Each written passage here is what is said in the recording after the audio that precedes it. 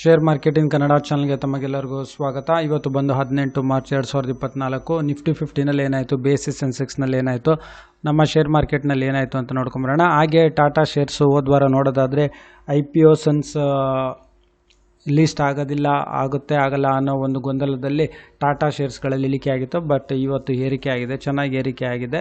ಒಂದು ಎಕ್ಸ್ಪೆಕ್ಟೇಷನ್ಸ್ ಇತ್ತು, ಇಷ್ಟು ಇಳಿಕೆ ಆದಮೇಲೆ ಖರೀದಿ ಆಗೇ ಆಗುತ್ತೆ, ಒಂದು ಶಾರ್ಟ್ ಟರ್ಮ್ ಟ್ರೇಡಿಂಗಿಗಾರು ಖರೀದಿ ಆಗುತ್ತೆ ಅಂತ. ಟಾಟಾ ಶೇರ್ಸ್ಗಳಲ್ಲಿ ಇವತ್ತು ಏರಿಕೆ ಆಗಿದೆ. ಹಾಗೆ ITC ಲಿಮಿಟೆಡ್ ಒಂದು ಒಳ್ಳೆಯ ರಿಟರ್ನ್ಸ್ ಕೊಡ್ತಿದ್ದಿದ್ದು ಶೇರ್ಸ್ ಈ ವರ್ಷ ಜನವರಿಯಿಂದ ನಾವು ನೋಡೋದಾದರೆ ಸುಮಾರು 9-10% ಅಷ್ಟು ಇದು ಆಲ್ಮೋಸ್ಟ್ ಲಾಸ್ ಮಾಡಿದೆ ಅಂತ ಹೇಳ್ಬೋದು. ಈ ಶೇರಲ್ಲಿ ಒಂದು ಕನ್ಸಿಸ್ಟೆಂಟ್ ಆಗಿ ಕೊಡ್ತಿದ್ದಿದ್ದು ಒಂದು ರಿಟರ್ನ್ಸ್ ಸ್ಟಾರ್ಟಿಂಗ್ನಲ್ಲೇ, ವರ್ಷದ ಸ್ಟಾರ್ಟಿಂಗ್ 2-3 ತಿಂಗಳಿನಲ್ಲೇ ತುಂಬ ಇಳಿಕೆ ಆಗಿದೆ ಒಂದು ರಿಟರ್ನ್ಸ್. ಇದು ಒಂದು ಇನ್ವೆಸ್ಟರ್ಸಿಗೆ ಒಂದು ಬ್ಯಾಡ್ ನ್ಯೂಸ್. ಬನ್ನಿ ನೋಡೋಣ ಏನಾಯಿತು ಅಂತ. ನಿಫ್ಟಿ 50 ನೋಡೋದಾದರೆ ಇವತ್ತು ಕ್ಲೋಸ್ ಆಗಬೇಕಾದ್ರೆ 22,055.70ಗೆ ಕ್ಲೋಸ್ ಆಗಿದೆ. ಅಂದರೆ ಪ್ರತಿ ಸುಮಾರು 32.35 ಅಷ್ಟು ಏರಿಕೆ ಆಗಿದೆ. ತುಂಬ ಕಡಿಮೆ ಏರಿಕೆ ಆಗಿದೆ ಅಂತ ಹೇಳ್ಬೋದು. ಬಟ್ ರಿಟರ್ನ್ ಆಗಿದೆ, ಹೆಚ್ಚು ಕಡಿಮೆ ತುಂಬ ಇಳಿಕೆ ಆಗ್ತಿತ್ತು, ಅದರಿಂದ ಒಂದು ರಿಟರ್ನ್ ಆಗಿದೆ ಒಂದು 35 ಪಾಯಿಂಟ್ಸಿಂದ. ಹಾಗೆ BSE ಸೆನ್ಸೆಕ್ಸ್ ನೋಡೋದಾದರೆ ಇವತ್ತು ಸುಮಾರು 104.99 ಅಂದರೆ 105 ಪಾಯಿಂಟ್ಸ್ ಅಷ್ಟು ಏರಿಕೆ ಆಗಿದೆ. ಇದು ಕ್ಲೋಸ್ ಆಗಬೇಕಾದ್ರೆ ಸುಮಾರು 72,748.42ಕ್ಕೆ ಕ್ಲೋಸ್ ಆಯಿತು. ಹಾಗೆ ಟ್ರೆಂಡಿಂಗ್ ಶೇರ್ಸ್ಗಳಂದರೆ ಜಿಯೋ ಫಿನಾನ್ಷಿಯಲ್ ಸರ್ವಿಸಸ್, ಇದರಲ್ಲಿ ಸುಮಾರು 2.25% ಅಷ್ಟು ಏರಿಕೆ ಆಗಿದೆ. ಪ್ರತಿಯೊಂದು ಶೇರಲ್ಲಿ ಸುಮಾರು ₹7.80 ಅಷ್ಟು ಏರಿಕೆ ಆಗಿದೆ.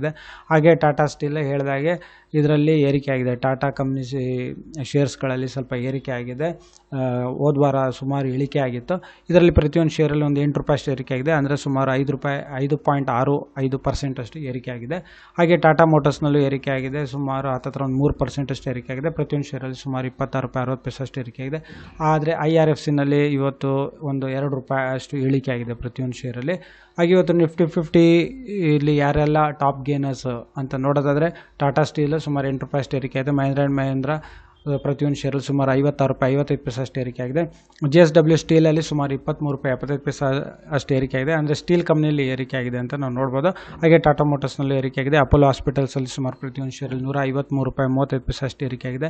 ಬಜಾಜ್ ಆಟೋದಲ್ಲಿ ಸುಮಾರು ₹171 ಅಷ್ಟು ಏರಿಕೆ ಆಗಿದೆ. ಇದು ಹೆಚ್ಚು ಕಡಿಮೆ ಇವತ್ತು ನೋಡೋದಾದರೆ 8,521.80 ಪ್ರತಿಯೊಂದು ಶೇರ್ ಬಜಾಜ್ ಆಟೋದು.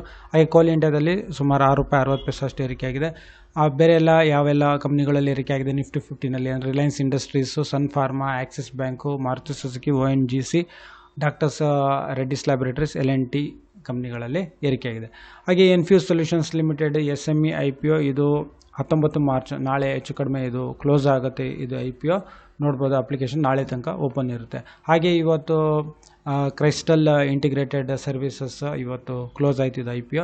ಹಾಗೆ ITC ಬಗ್ಗೆ ಮಾತಾಡೋದಾದರೆ ಇವತ್ತು ಒಂದು ಇದು ಟ್ರೆಂಡಿಂಗ್ ಶೇರ್, ಇದು ಪ್ರತಿಯೊಂದು ಶೇರ್ ₹1.65 ಅಷ್ಟು ಇಳಿಕೆ ಆಗಿದೆ. ಈ ವರ್ಷ ನೋಡೋದಾದರೆ ಸುಮಾರು 4 ಜನವರಿಗೆ ನೋಡೋದಾದರೆ ಹೆಚ್ಚು ಕಡಿಮೆ ₹476ನಲ್ಲಿ ಟ್ರೇಡ್ ಆಗ್ತಾಯಿತ್ತು.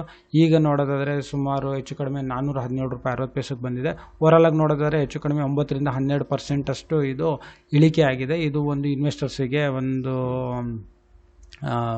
ರಾಂಗ್ ಇದೆ ಅಂತ ಹೇಳ್ಬೋದು ಇದು ರಿಟರ್ನ್ಸ್ ಅಂತಲೇ. ಯಾಕೆಂದರೆ ಒಳ್ಳೆ ರಿಟರ್ನ್ಸ್ ಕೊಡ್ತಾಯಿತ್ತು, ಒಂದು ಸ್ಟೇಬಲ್ ಕಂಪ್ನಿ, ಒಂದು ತುಂಬ ದೊಡ್ಡ ಒಂದು ಕಂಪ್ನಿ, ಇದರಲ್ಲೇ ಈ ಥರ ಇಳಿಕೆ ಆಗಿದೆ. ಇದರಲ್ಲಿ ಮತ್ತು ತುಂಬ ಏನು ಎಕ್ಸ್ಪೆಕ್ಟೇಷನ್ಸ್ ಇರಲಿಲ್ಲ, ತುಂಬ ಚೆನ್ನಾಗಿ ಮಾಡಬೇಕಂದ್ರೆ ಒಂದು ಕನ್ಸಿಸ್ಟೆನ್ಸಿ ರಿಟರ್ನ್ಸ್ ಕೊಟ್ಟಿದ್ರೆ ಇನ್ವೆಸ್ಟರ್ಸ್ಗಳು ಇದರಲ್ಲಿ ಹೂಡಿಕೆ ಮಾಡೋದಕ್ಕೆ ಅಥವಾ ಇದರಲ್ಲಿ ಇಂಟ್ರೆಸ್ಟೆಡ್ ಇರ್ತಾರೆ. ಇಲ್ಲ ಅಂದರೆ ಮತ್ತು ಹಿಂದೆ ಟಕ್ಕಕ್ಕೆ ಶುರು ಮಾಡ್ತಾರೆ.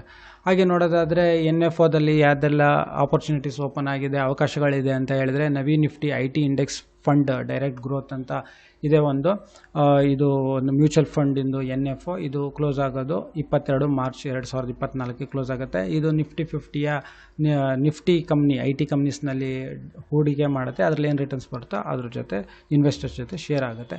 ಅದೇ ರೀತಿ ಇನ್ನೊಂದಂದರೆ ಹೆಲಿಯಾಸ್ ಬ್ಯಾಲೆನ್ಸ್ಡ್ ಅಡ್ವಾಂಟೇಜ್ ಫಂಡ್ ಅಂತ ಇದೆ. ಇದು ಅಷ್ಟೇ 20 ಮಾರ್ಚ್ 2024ಕ್ಕೆ ಇದು ಕ್ಲೋಸ್ ಆಗುತ್ತೆ.